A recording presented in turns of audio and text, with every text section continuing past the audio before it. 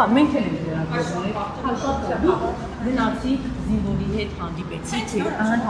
հա, լավ, մենք չհասկացանք, ի վերջո մարդու իրավունքի պաշտպան ինչ էր արձանագրել, ծեծել էին այդ զինվորի, ինչ էին ծեծել այդ զինվորին։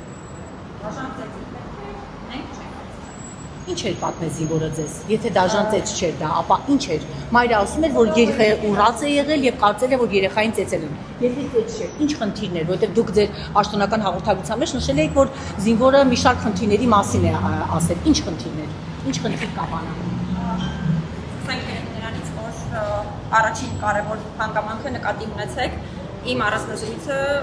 զինծառայողի հետ եղել է վստահության վրա հիմնված առանձնազրույց, որի շրջանակներում ես ինքս խոստացել եմ, որ չեմ հրապարակայնացնելու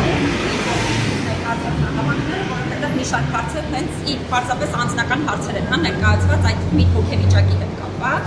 եւ խնդրում եմ նկատի ունենալ այս կայունությունը ես չեմ կարող պարզապես խոսել այս հանգամանքների մասին, քանի որ իրեն նաեւ խոստացել եմ։ Ինչ վերաբերում է մնացյալ հարցերին, բնականաբար իմ անմիջական ուշադրության ներքո է գտնվում հարցը եւ դրանով մենք այս պահին շատ ակտիվ զբաղվում ենք, երկու կարևոր մասի է պետք բաժանել խնդիրը։ Մեկը կոնկրետ զինծառայողի իրավունքներին առնչվող հանգամանքները, որովհետև շատ կարևոր է, որպեսզի զգայունությունը պահպանելով իրեն վերաբերելի բոլոր հարցերը ճիշտ լուծում ստանան, այդ թվում կարծում եմ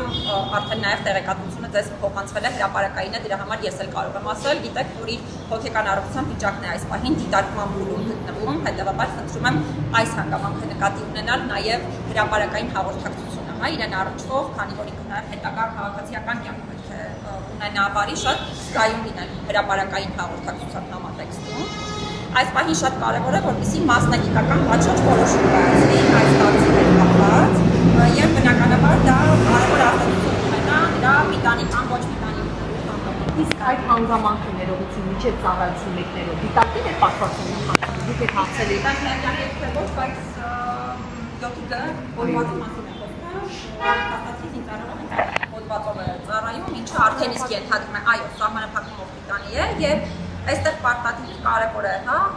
ուշադրություն դարձնել այն հանգամանքի, թե այս պահիդրությամբ ինչ վիճակում է գտնվում եւ շատ կարևոր է, որպեսզի մասնագիտական պատշաճ որոշում կայացվի, այս փուլում կարծում եմ ամենակարևոր հարցերից մեկը անձի իրավունքների իրացման տեսանկյունից հենց սա է եւ նաեւ դա է պատճառը, որ այս տեսանկյունից մենք էլ բարբերաբար իրավասու մարմինների հետ կապի մեջ ենք, որպեսզի ճիշտ մասնագիտական որոշում կայացվի, բայց կգնամ մենք այսպես ասեմ, էլի խնդիրը չսահմանափակենք պարզապես, հա, դաշոն ծեծ եղել թե չի եղել այս հանգամանքով, որովհետև ես արդեն իսկ նշեցի, հա, եթե մեր արձանագրածին անդրադառնանք հետքերի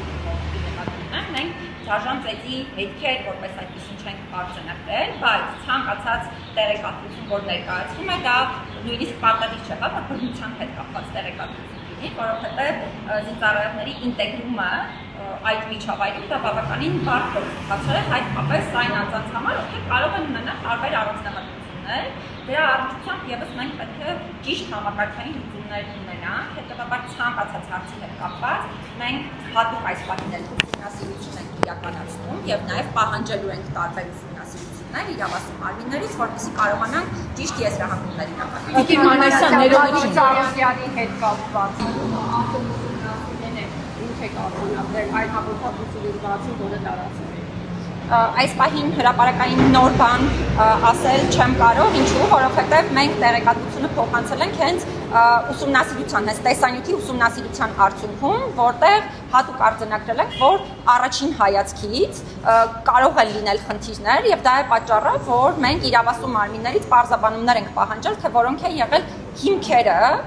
տվյալ ձևաչափով գործողություններն իրականացնելու պատասխանը հենց ստանանք, նոր հնարավորություն կունենանք եզրահանգումներ։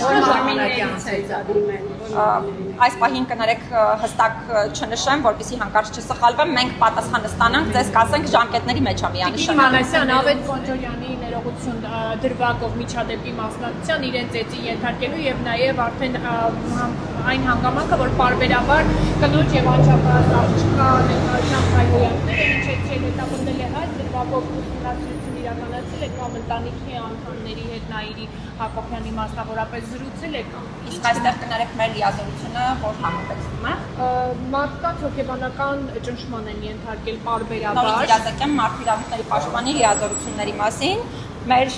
լիազորությունները տարածվում են այն դեպքերի վրա, երբ պետական ու տեղական ինքնակառավարման մարմինների կողմից կա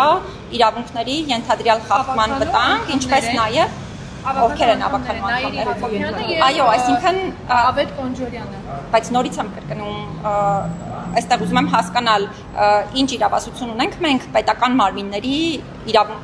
մարմինների կողմից իրավունքների խախտման, ենթադրյալ խախտման ինչ հարցի վերաբերյալ է խոսքը։ Միայն մարդու աշխատանքի վայրը։ Չէ, նկատում եմ մարդու իրավունքներ են խախտվել իմանալով անչափահաս աղջկա ներկայությամբ բարբերաբար սեռական հայհոյանքներ են հնչեցվել, հետապնդվել են անհատական գործով զբաղվելու իրավասություն չունենք, որովհետև սա չի ընդգրկում մարդու իրավունքների պաշտպանի լիազորությունների համատեքստում, բայց համակարգային առումով կարող եմ ասել,